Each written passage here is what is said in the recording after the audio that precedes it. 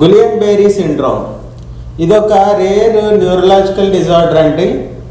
జనరల్గా మన body immune system మిస్టేకన్గా మన నర్వ్ సెల్స్ని డ్యామేజ్ చేస్తూ ఉంటాయి, అటాక్ చేస్తూ ఉంటాయి అన్నమాట. జనరల్గా ఇవి రేర్గా కనబడుతూ ఉంటాయి కేసెస్. ఈ కేసు వచ్చింది అంటే కొన్నిసార్లు ఫ్యాటల్ డెత్కి కూడా వెళ్ళొచ్చు, బెడ్ రిడెన్ అయిపోతూ ఉంటారు. కాబట్టి చాలా డిఫికల్ట్ కేసు అన్నమాట.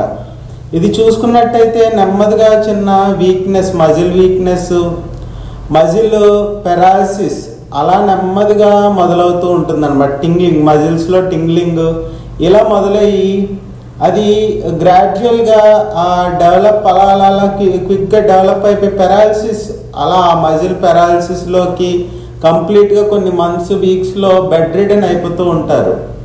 ఈ కండిషన్ గురించి మనం ఇప్పుడు ఎందుకు మాట్లాడాల్సి వస్తుందంటే, ఫ్రీక్వెంట్గా ఈ మధ్యకాలంలో క్లస్టర్ ఆఫ్ కేసెస్, ఎక్కువ కేసెస్ని చూడాల్సి వస్తుంది. అది కూడా ఎందువల్ల అంటే కొన్ని ట్రిగర్ ఇన్ఫెక్షన్స్ వల్ల. కొంతమంది అంటున్నారు కొన్ని వ్యాక్సిన్స్ తీసుకున్న తర్వాత కూడా ఇటువంటి కండిషన్స్ వస్తున్నాయని చెప్పి. కొద్దిగా కడుపు జబ్బులు వచ్చిన తర్వాత కానీ, తర్వాత చిన్న చిన్న ఫ్లూస్ లాంటివి వచ్చిన తర్వాత కానీ, ఫీవర్స్ ఇవి వచ్చిన తర్వాత పోస్ట్ కండిషన్స్ ఇవి జీబీ సిండ్రోమ్లోకి దింపుతూ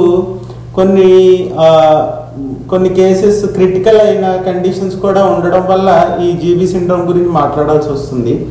మనం తీసుకోవాల్సిన జాగ్రత్తలు ఏంటంటే కంప్లీట్గా హ్యాండ్ వాష్ చేసుకోవడం, ఇదొక్కటే మేజర్గా. నీట్నెస్, క్లీన్లీనెస్, ఇన్ఫెక్షన్లు బారిన ఎక్కువ పడకుండా మనం జాగ్రత్తగా ఉండడం అన్నదే ఈ జీబీ సిండ్రోమ్ నుంచి బయటపడడానికి మనం తీసుకోగలిగిన జాగ్రత్తలు.